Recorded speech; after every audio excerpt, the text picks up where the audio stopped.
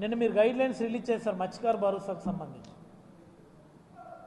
ఎవరి కుటుంబంలో అయినా అంటే ఏ రేషన్ కార్డులో అయినా ఫీజు రీఎంబర్స్మెంట్ పథకం డిపాజిట్ అయినా పెన్షన్ వస్తున్నా, ఆ రేషన్ కార్డులో పెన్షన్ వస్తున్నా, ఆ రేషన్ కార్డులో ఫీజు రీఎంబర్స్మెంట్ లాంటి పథకాలు ఏమన్నా, ఆ రేషన్ కార్డుకి రైతు భరోసా లాంటి పథకాలు ఏమైనా వస్తున్నా మత్స్యకార భరోసా ఇవ్వము అని చెప్పి మీరు గైడ్లైన్స్ ఇచ్చారు. ఇది అన్యాయం కాదా? అంటే ఇప్పుడు వేటకెళ్ళే మత్స్యకారుడు వాళ్ళ పిల్లల్ని చదివించుకోకూడదా? I'm asking very straight question. వేటకెళ్ళే మత్స్యకారుడు చేపల వేట మీరు నిషేధిస్తున్నారు, వాడు ఆగిపోవడంలా. మీరు వెళ్ళొద్దంటారు కాబట్టి వాడు ఆగిపోతున్నారు కాబట్టి మనం వాళ్ళకి ప్రత్యామ్నాయంగా ఇన్సెంటివ్ ఇస్తున్నాం అంతే తప్ప ఇదేదో మీ దయదాక్షిణ్యాల మీద ఆధారపడలేదు. ఇది గమనించాలి ముందు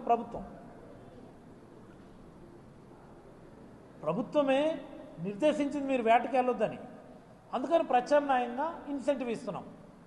ఇదేదో మీరు మీ దయాదాక్షిణ్యాలకు ప్రేమ వలకపోయడానికో చేస్తున్న గొప్ప పని కాదు. ఇది మీరు వద్దన్నారు కాబట్టి మేము వెళ్ళడం లేదు కాబట్టి మీరు మాకు ఇన్సెంటివ్ ఇస్తారు, అది మా హక్కు. అది అంత మాత్రాన మా పిల్లలు మేము చదివించుకోకూడదు, మా పిల్లలు మేము చదివించుకొని మీరేదో పొరపాటున ఫీజు రీఎంబర్స్మెంట్ ఏదో డబ్బులు పడి ఉంటే మాకు మత్స్యకార భరోసా ఇవ్వరంటే ఇది అన్యాయం కాదు. ఇది అంటే మత్స్యకార చేపల వేట చేసే ఎవడు కూడా వాళ్ళ పిల్లల్ని చదివించుకోకూడదు. రెండే, ఒకటి చదివించడం మానేయాలా లేదా చేపల వేటన్నా మానేయాలి.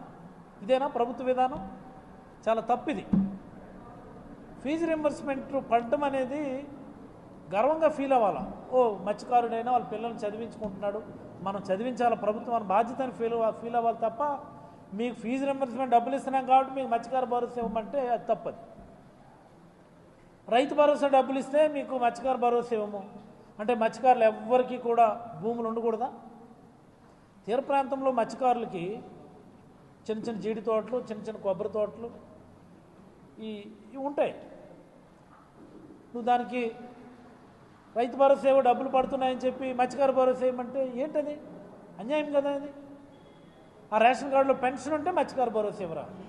ఇది ఖచ్చితంగా ఈ గైడ్లైన్స్ అయితే మార్చుకోవాలి.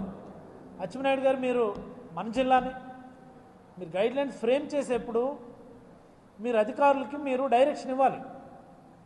అధికారులు అన్నాక ప్రభుత్వం మీద ఎలా భారం తగ్గించాలా, ఎలా ఎగ్గొట్టించాలా అనే ఆలోచనతో వాళ్ళు గైడ్లైన్స్ ఫ్రేమ్ చేస్తారు. మంత్రిగా మీ బాధ్యత, మీ పనేది. దీనివల్ల ఎంత నష్టం జరుగుతున్నది అన్నటువంటి దాన్ని అసెస్ చేయాల్సిన బాధ్యత ఆ కన్సర్న్ మంత్రిది. మీరు తక్షణమే గైడ్లైన్స్ని రివైజ్ చేయించి ఈ చెక్ లిస్ట్ ఏదైతే ఉందో ఈ Rythu Bharosa, fee reimbursement, pension వాటిని రిమూవ్ చేయండి.